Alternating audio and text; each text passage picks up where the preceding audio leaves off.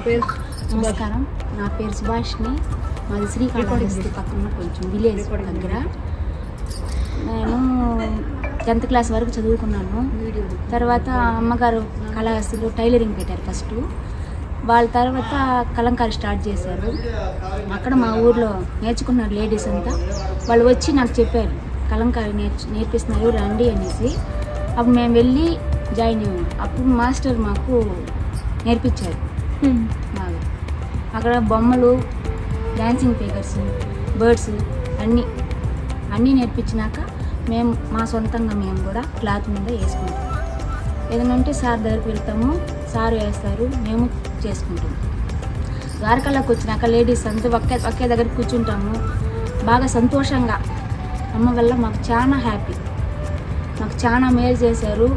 మేము చాలా హ్యాపీగా ఉన్నాము.